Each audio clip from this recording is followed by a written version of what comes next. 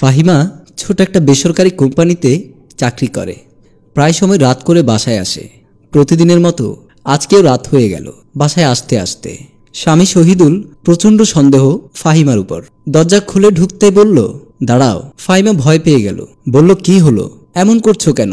স্বামী শহীদুল সবসময় গালিগালাজ করে, নেশার টাকা খোঁজে, বাসায় বসে থাকে, বিভিন্ন খারাপ মেয়েদের সাথে অনৈতিক সম্পর্ক করে, বাড়িতে এসে আমার সাথে খারাপ ব্যবহার করে। শহীদুল বলল, তোমার সাথে আমার কিছু কথা আছে। ফাহিমা বলল, পরে বলবা, আগে একটু ফ্রেশ হই। শহীদুল বলল, আমি চাই কথাগুলো এখন বলতে। ফাহিমা বলল, তাহলে বলো। তুমি প্রতিদিন রাত করে বাসায় আসো, কোথায় যাও, কি করো, তার সব খবর আমার কাছে আছে। ফাহিমা বলল, তোমার দোষটা ঢাকার জন্য উল্টো আমার দোষ দিচ্ছ। আমি কোথাও যাই না, আমি চাকরি শেষ হলে বাসায় আসি। আজকে অফিসে আমার সহকারী নূপুর আসেনি, তাই ওর কাজগুলো আমাকে করতে হলো, সেজন্য দেরি হয়ে গেছে। এবার শহীদুল রাগান্বিত হয়ে বলল, আমি তো জানি একটা না একটা অজুহাত তুমি দেবে। ফাহিমা বলল, কি বলতে চাচ্ছ? তার মানে আমার চরিত্র খারাপ? দেখো, তুমি এমনিতে বাসায় বসে বসে খাও, কাজকর্ম কিচ্ছু করো না, তার উপর এত শাসন আমার ভালো লাগে না। আমাকে দিয়ে যদি তোমার না চলে তাহলে আমাকে ডিভোর্স দিয়ে দাও। শহীদুল বলল, তাহলে তো আমি বাঁচি। এক পর্যায়ে ফাহিমা কান্না করতে লাগলো। শহীদুল মনে মনে ভাবল, আমি যদি ডিভোর্সের কথা বলি তাহলে ফাহিমা ভয় পেয়ে যাবে। এবার শহীদুল উচ্চ গলায় বলল, তুমি এখনই আমাকে ডিভোর্স দিয়ে দাও, না হলে তোমাকে আমি মেরে ফেলবো। শহীদুল ফাহিমার মা বাবা তুলে গালিগালাজ করছে। এক পর্যায়ে অসহ্য হয়ে ফাহিমা রাগ করে বাসা থেকে বের হয়ে যায়। চলে আসলো বান্ধবী জেরিনের কাছে। জেরিন রান্নাঘরে কাজ করছে।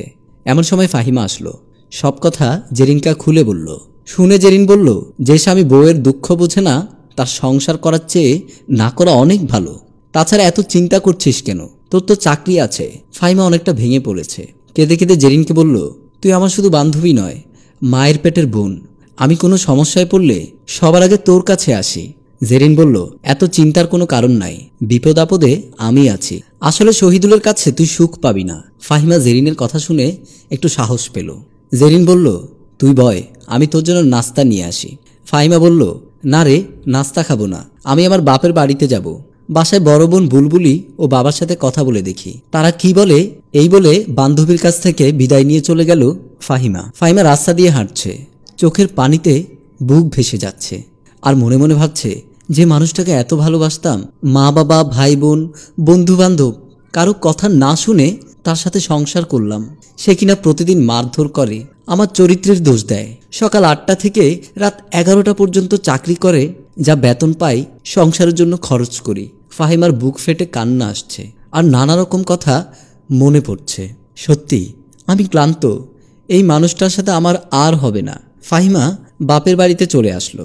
এসে বাবাকে জড়িয়ে ধরে কান্না শুরু করলো। উপস্থিত ছিল ফাহিমার বড় বোন বুবলি, শ্বশুরবাড়ি থেকে বেড়াতে এসেছে। ফাহিমার আব্বা আমির হোসেন বলল, এত কান্না করার কি আছে? আমি তো তোকে মানা করেছিলাম, আমার কথা শুনিস নাই। যারা রাস্তার ছেলে তাদের কাছ থেকে এরকম ব্যবহার আশা করা যায়, এবার বুঝ। বড় বোন বুবলি বলল, তোর কি হয়েছে, সবকিছু আমাদের খুলে বল। ফাহিমা বলল, আমাকে প্রতিদিন গালাগালি করে, গায়ে হাত তোলে, তাছাড়া সবচাইতে বড় দুঃখের বিষয় হচ্ছে বন্ধু বান্ধব আত্মীয় স্বজনদের বলে আমার নাকি চরিত্র খারাপ। বাবা আমির হোসেন রেগে গেলেন, বলল, কালকে ডিভোর্স দে, ওর মতো জামাই আমার দরকার নাই। আমি মরে গেছি নাকি? ওকে বলে দে তোর বাবা আমির হোসেন এখনো বেঁচে আছে। এবার বুবলি বলল, ওই বেয়াদবকে আমি এমনিতেই দু চোখে দেখতে পারি না, তুই কোনো চিন্তা করিস না বোন, আমরা তো আছি। ফাহিমা কিছু বলে না, চুপ করে কান্না করেই যাচ্ছে। আমির হোসেন বলল, মা ভেতরে যা, হাত মুখ ধুয়ে ফ্রেশ হয়ে কিছু খেয়ে নেয়, কালকের মধ্যে ওই কুলাঙ্গারকে ডিভোর্স লেটার পাঠিয়ে দেব। এরই মাঝে চলে গেল 1টি বছর। ফাহিমা শরীর ভালো লাগছে না, হালকা হালকা গায়ে জ্বর, বিছানায় শুয়ে আছে। ফাহিমার ডিভোর্সের 4 মাস পর্যন্ত সবাই হাসি খুশিভাবে কথা বললেও দিন যত গড়াচ্ছে ফাহিমার উপর কষ্টের বোঝা ততই বাড়ছে। বাবা বলেন, বন্ধু বান্ধব বলেন, ভাই বোন যারাই বলেন, প্রথমে সবাই থাকবে বলে উৎসাহিত করলেও বাস্তবে এসে তার উল্টোটাই পেল ফাহিমা। শুয়ে শুয়ে অতীতের কথা চিন্তা করছে। এমন সময় ফাহিমার ছোট ভাই রিয়ান আসলো। বলল, আপা, তোর কারণে আমাদের মান সম্মান সব চলে যাচ্ছে। ফাহিমা বলল, কেন, আমি কি করেছি? আমার বন্ধুরা নাকি দুলাভাইয়ের কাছ থেকে শুনেছে তোর চরিত্র খারাপ ছিল, যার কারণে তোর ডিভোর্স হয়েছে। আমি তাদের সামনে মুখ দেখাতে পারছি না। তাছাড়া আব্বা চাচ্ছে কিছুদিন পর আমার জন্য বউ আনবে, তুই এভাবে ঘরের মধ্যে থাকলে ভালো কেউ আমাদের সাথে আত্মীয়তা করবে না। ফাহিমা বলল, ঠিক আছে, আমি বুঝেছি। ফাহিমা মনে মনে খুব কষ্ট পেল আর ভাবল, যে ভাইয়ের জন্য এত কষ্ট করলাম, যত টাকা ইনকাম করেছি অর্ধেক টাকা ভাইয়ের পেছনে খরচ করেছি। আজকে বড় হয়ে এসব কথা বলতে তার বিবেকে বাজল না। ফাহিমা এবার বলে উঠল, সুন্দর তোদের সমাজ ব্যবস্থা। ধন্যবাদ জানাই মানুষ নামের অমানুষগুলোকে।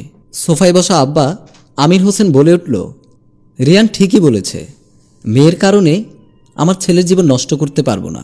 আব্বার কথা শুনে ফাহিমার কান্না আরও বেড়ে গেল। কান্না ভেজা কণ্ঠে বলল, আমার স্বামীর সাথে সংসার বিচ্ছিন্ন করে আসলাম, মাত্র 1 বছরের ভিতরে আমি এত বোঝা হয়ে গেলাম।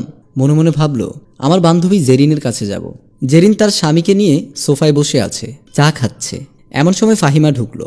জেরিনের স্বামী ইসলাম ফাহিমাকে বলল, কেমন আছেন? ভালো আছি ভাই, তুমি কেমন আছো? জেরিন এখন আগের মতো আর কথা বলে না। জেরিন কেন জানি হিংসুটে হয়ে গেল।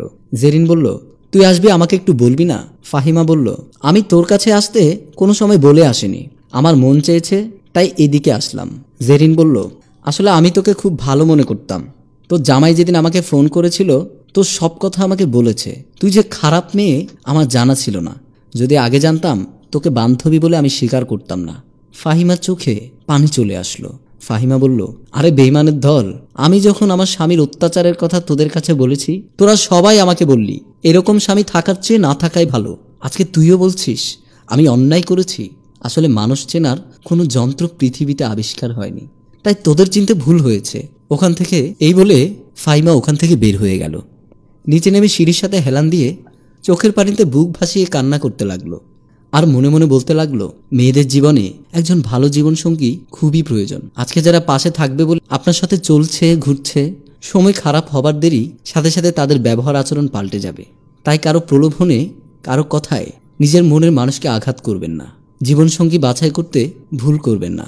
সম্মানিত ভিউয়ার, আমি মঞ্জুর মোর্শেদ। ফাহিমার মতো একসাগর দুঃখ নিয়ে সবার সামনে এসে হাসি মুখে চলছে অনেকেই আছে যাদের আমরা বুঝতে চাই না। তাই নিজে ভালো থাকুন, অন্যকে ভালো থাকার সুযোগ করে দিন, তবেই হবে মানবতার জয়। আমার এই গল্পটি সম্পূর্ণ কাল্পনিক। কারো জীবনের সাথে সাংঘর্ষিক মিলে গেলে কর্তৃপক্ষ দায়ী নয়। বেশি বেশি লাইক, কমেন্ট, শেয়ার করে মিউজিক প্লাসের সাথে থাকুন। ধন্যবাদ।